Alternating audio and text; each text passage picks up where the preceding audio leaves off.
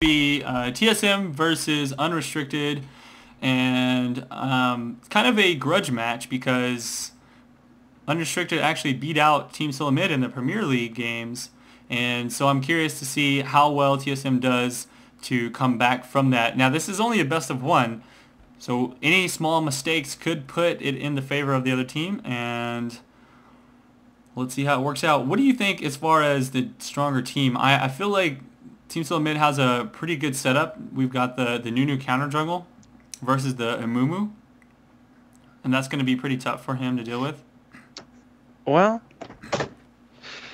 I think Cassiopeia is going to have trouble with Annie and Vayne. I think that Amumu is going to have trouble with Nunu, and I think that Corki is going to be good synergy with Alster. So I think those two are going to be the powerhouses for UnR. I think the other three are going to have issues.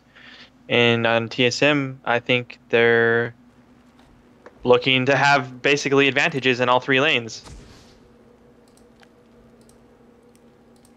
I'm going to buy Bleed. TSM's going to have the advantage in bot, most likely. All right, yeah, so boots and 3 health potions. I seem to see that as a setup for AP carries when you feel like you're going to get harassed a little bit. Otherwise, we'll see more of like a Doran's. Is that what you would say as well? Sorry, say that again. I missed it. I feel like I see this on the champions that have no sustainability. They'll pick up the boots and 3 health potions on the AP carries that don't have sustainability and feel like they might actually get harassed a little bit. Otherwise, we'll just see like a Doran start. Probably.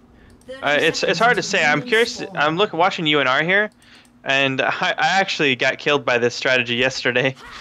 I walked right into that top triangle. Yeah. So it'll be interesting to see how it works. I think they may have gotten CV'd. I saw it. I don't know if it was close enough to catch the edge of them or not. Yeah, they're actually pinging over there. I wonder if they want to actually walk that direction to try and pick someone up in that small bush. I don't know. There's just pings going over everywhere. Yeah, I think they see each other. Okay, whose CV is that?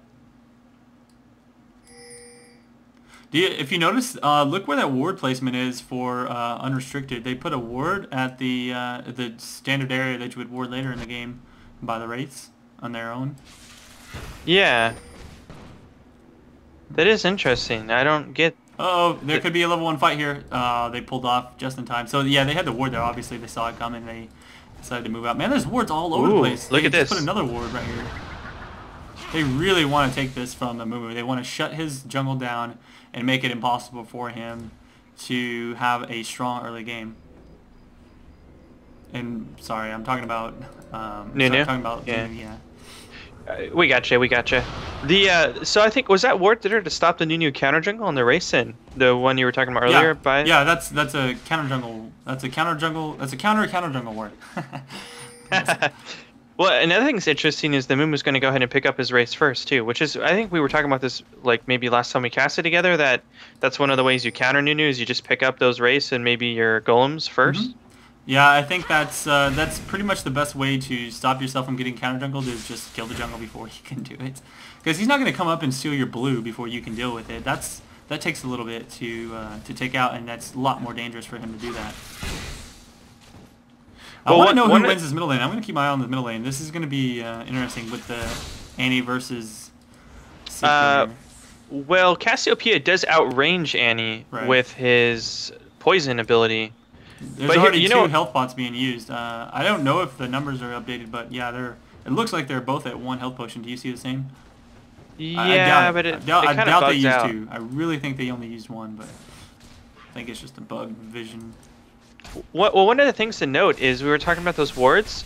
Janna bought all wards. She spent all of her money on wards. I don't know if that's a good move, but we'll have to wait and see how it turns out. The whole point was to either win an early fight or to keep the Nunu from counter jungling, and I'm guessing that, well, the Nunu hasn't, usually the Nunu will grab that blue and then the small wolves and then run up top and take that jungle while harassing that top lane, but he did not do that. I'm guessing that might have had something to do with they said, hey, look at Janna's items. She bought all wards and they're probably expecting you to do that. I think UnR is playing this way with all those wards, specifically to try to encounter early Nunu ganks and early Nunu counter jungle, which seems to be working, but here's the problem. Those wards don't last very long, especially when you place them that early in the game. Okay, so here we go. A little bit of harass onto Pobelter up top. He is going to get snowballed. He uses his flash. It's forced because he doesn't want to get flipped back by the Rain Man.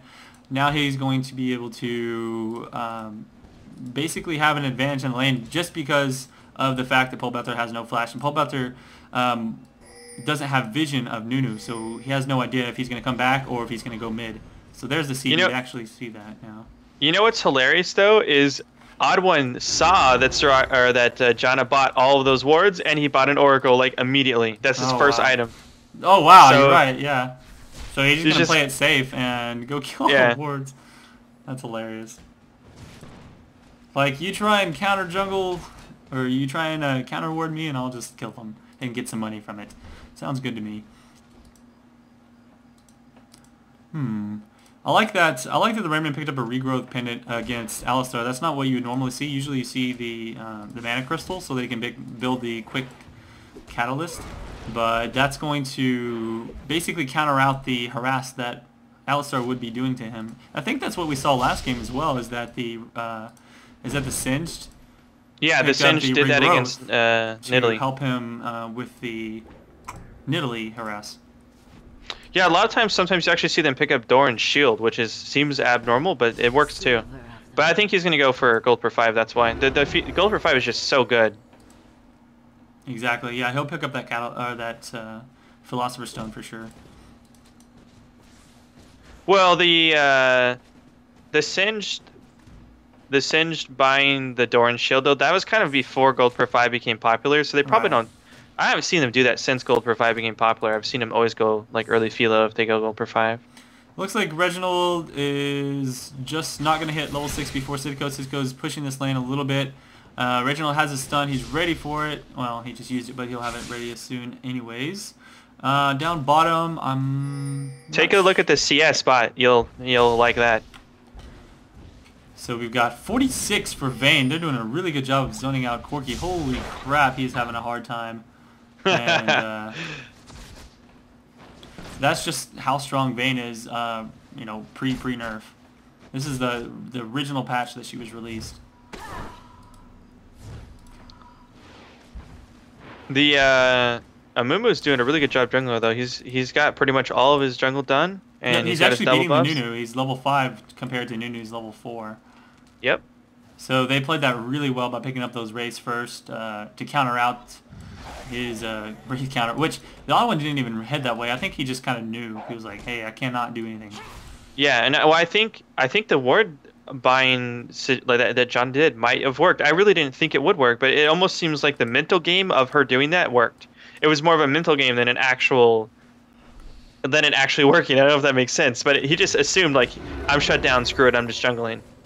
Yeah, Cassiopeia 39 to Annie's 32. Not a huge difference, but a slight advantage. Well, Annie did back though, and Cassiopeia is 7, but Annie will probably hit 7 off this wave here. Yeah, that's not going to be too big of an issue, I don't think. Pobelter's starting to put down some harass on the Rainman, but at the same time, he's taking just as much damage himself from, you know, just poisons and flips. Oh, yeah, Annie did just now hit 7, but she's behind in creeps, so that means that she actually is slightly behind Sidco in terms of experience in mid lane. So she has been zoned a little bit. Yeah, that's the thing about Annie. She's really strong against some champions, but you put somebody who's got really good range, like Zillion, in this case Cassiopeia, that works pretty well against her. Brand as well. There's a lot of people that can beat Annie lane, but you just have to be careful because if you get stuck in one of her combos, then you've already lost. Yeah, well, you know what might be interesting here is if Annie flashes in to do a Tibbers combo, it is possible, like humanly possible, for that Cassiopeia to land her stun on Annie when she flashes. I don't think that Annie can kill. If you notice, if you look at the magic resist that Sitko has, he's already got like 67 magic resist as well as that door ends. He's ready for a flash timbers combo. He'll probably just barely survive it, but he's got plenty enough. There might be first blood top. Oh wow! Oh, it's gonna be so close. There's the ignite, and I think it's just enough. Good job by Pole Belter. Very well played. My goodness, that was so close, and I have to give him props on that. Yeah, definitely.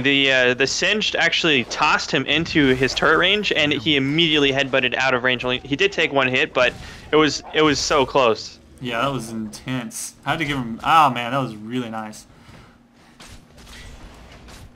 I don't think that the Rain Man was. I think the Rain Man was like laughing to himself. He's like, "Aha, I'm gonna get this kill," and Pole said, "No, I am Red Bull. I have wings." Right. Yeah, that was definitely great plays. It looks here like the Amumu was trying to get a gank on bot lane and he just gave up. Well, they are pushed to the tower already, so. Yeah, he was Plus, standing in that bottom bush. There's a ward there. Yeah, exactly. We saw him there. Lots of wards here. The odd one's doing a really good job of counter warding, but he doesn't have any items yet since he bought that oracles and a couple of wards. If you notice, he's only got boots and regrowth. Hasn't even been able to build up his Philosopher's Stone, whereas the Mumu, not going for gold for 5 either, but oh, did he just miss that ultimate on... Yeah, he did. Yeah, they were going to go for it. I guess he was doing his best to try and slow him. He knew he wasn't going to stun him, but if he could slow him, then Amumu would have been able to catch up, and Amumu is now level 6, so he can pop his ultimate off. Yeah, I really don't think that was a good play, though. That's not going to be very... good for Sitko here in mid because his ulti is down and it's really good defensively. Basically, if you're in mid as Cassiopeia and you get ganked, they're going to be chasing you, you're going to be running away, so you're obviously going to land a stun when you turn an ult. See what I mean there? So like it's really good defensively when you're Cassiopeia mid, and I sure hope he doesn't get ganked because of that. Well, here we go. The Rainman actually has Catalyst now up top, so I think he's going to be able to beat out Pole Belter in the lane. Most likely, anyways. That's just my assumption. Just because once you get Catalyst on Singe, that's really his turning point and how strong he becomes in the lane. Yeah, I definitely would say that unless Alistar has a lot of gold and he hasn't spent it yet, that he's going to have troubles. Oh, wow. Bottom lane. Yeah, Domashby is going to do a lot of damage to Alvin, but he does get exhausted. That's a great job by them. Oh, my goodness. What does he have? 30 HP. And Kiox was able to pick up the kill. Has red buff now. And going to be really strong. Let's see, he's got 2 Dorans. What he's got?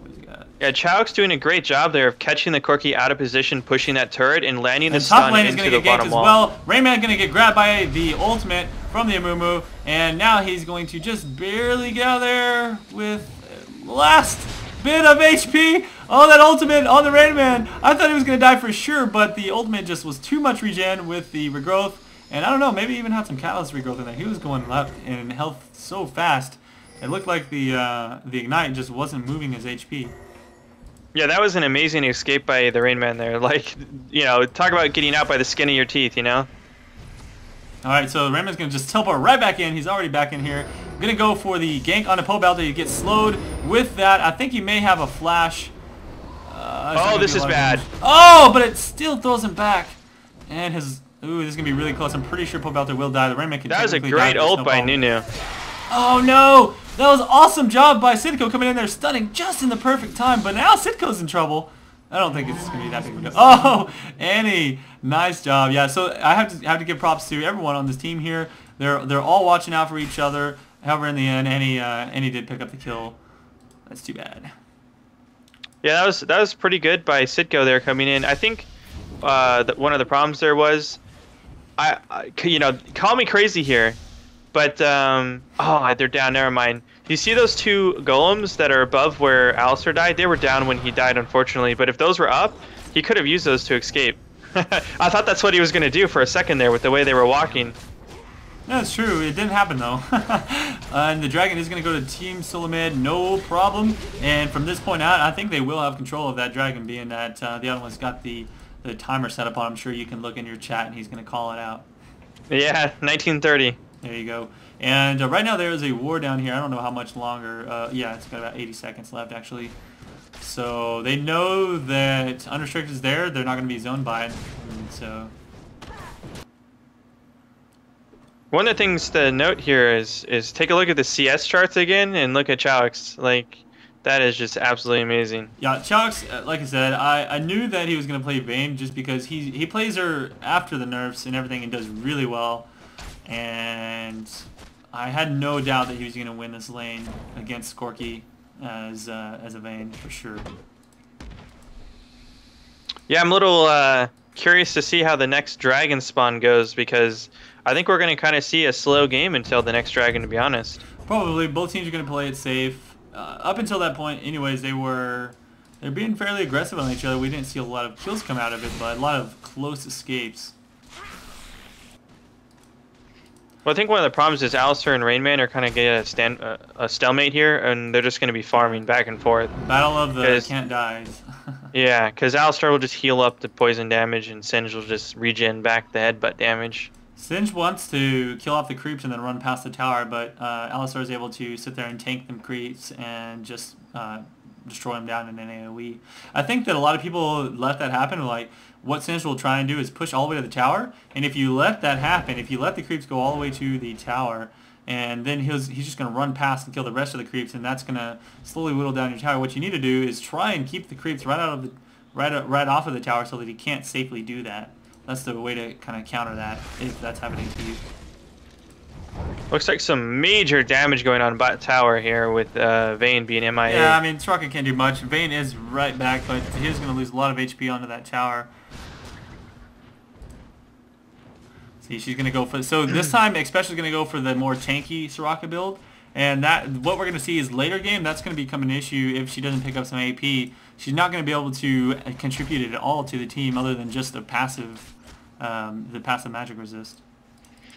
Yeah, it'll be interesting to see if he's just going for the gold per 5 or what. Well, that is only one gold per 5 item in 16 minutes. That's going to be tough. Well, let's see. Jenna's got... Oh, she's already got it. Yeah, she's only got one gold per 5. She's only got a heart of gold because she spent all of her money on the wards early. She doesn't even have boots yet.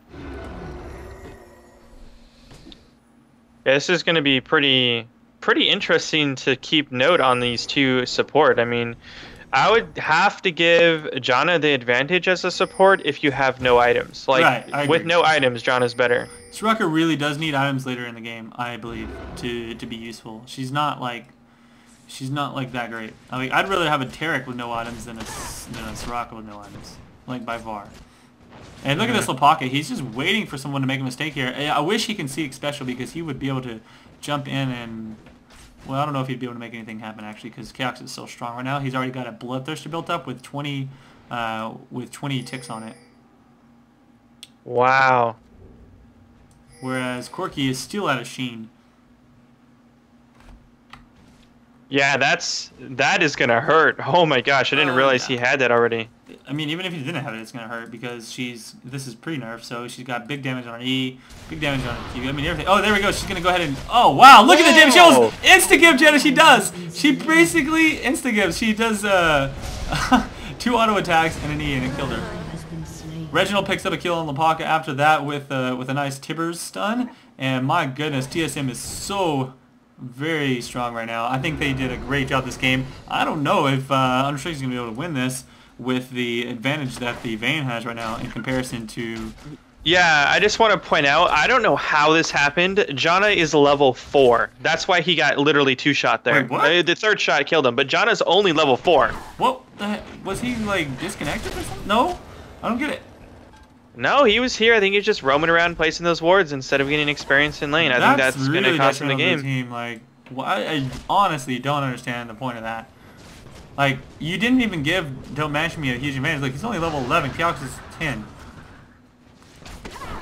So, you have no ultimate. Like, you really need that ultimate as Janna. Okay, up top lane, nothing happened. Okay, I thought there was. I just saw them overlapping. I was like, I'm going to miss something. Nope.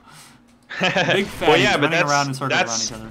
That's why he was literally, I mean, it was 3 shots total, but one of them was his E, so yeah, he right-clicked, he E'd, and then he right-clicked, and he was dead. Either way, that was a quick 1,000 damage. If you think about it, Corky's only got 1,500 HP, just under. So that's one extra hit would have killed Corky too. Yeah, he must have landed a crit on one of those ulti Yeah, I'm rolls. guessing it was. He hit